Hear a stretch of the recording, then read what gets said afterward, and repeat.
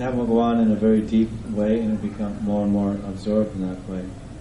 And then that intensity absorption of smaran, along with hearing and chanting the Hare Krishna mantra, and Guru Seva and Vaishnava Seva, Hari Seva, he'll rise to the second level, which will be the acceptance, or apanadas, the actual acceptance of the Siddhadeha, where there's nothing else, and his mind has become so much taste and so much asakti that he's Adanana Janana Sundaram, and he's Ayi Nandatana Shakinkaram. This is asakti. Then the Guru will see that, and he will award him. He'll say, yes, your Siddhadeha is like this, and he'll give the 11 symptoms of the Siddhadeha. This is our presentation in Gaudiya Math and ISKCON, and as Bhaktivinoda understands the teachings of Rupa Goswami and Sanatana Goswami. And so someone may argue, well, I don't see anyone in ISKCON doing that. At least Srila Prabhupada and Bhaktivinoda Goswami, no one during his manifest Lila. The Guru is always living. The Guru is always living. That's why the term is Avirbhav Tirobhav. The word bhav means existence. Surely, bhav. Bhav. Tirobhav. It's not bhav, it's tirobhav. Avirbhav and tirobhav. Existence. Which means manifest and unmanifest. The Guru is always living, is always existing. Sometimes manifest, sometimes unmanifest. And Prabhupada's manifest presence amongst us for the 11 years of ISKCON, he didn't give Siddhadeha to any of his disciples, Ekadash Bhav. But in his unmanifest form, he may have given Siddhadeha to some of his disciples. That's somewhat saying like that.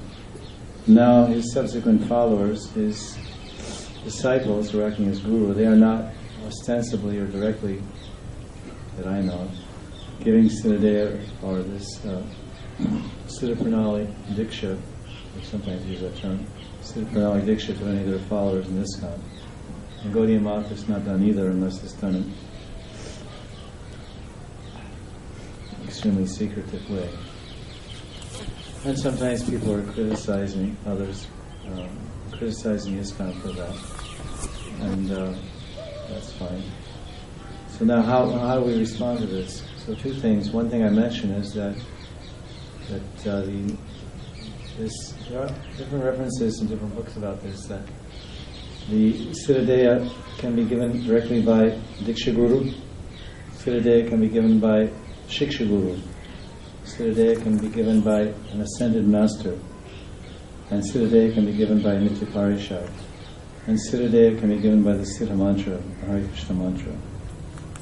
The general traditional way, I don't know if we want to use the word tradition, at least since the 1800s, which was several hundred years after Lord Chaitanya, since the 1800s, it has become very popular in the Gaudiya Sampradaya to receive Siddha Pranali directly from Guru. In fact, it's like a business. In Mayapur, Navadvip, they make rather a business of it. People come from Calcutta primarily, many Bengalis there, and they go to the weekend and then meet the Guru and they get to Siddha Pranali. No, it's very similar happening here, this side. So that's acceptable, and that's a proper, bona fide way. It can be done that way. It's being mentioned here in this footnote. It's interesting that in this discussion by Rupa Goswami, he doesn't mention Siddha Pranali Diksha. In fact, in all the writings of the six Goswamis, if you read all the books of the six Goswamis, you will not find this term Siddha Pranali. Very interesting. Such a popular term, but you won't find that in Sanskrit in any of the books of the six Goswamis.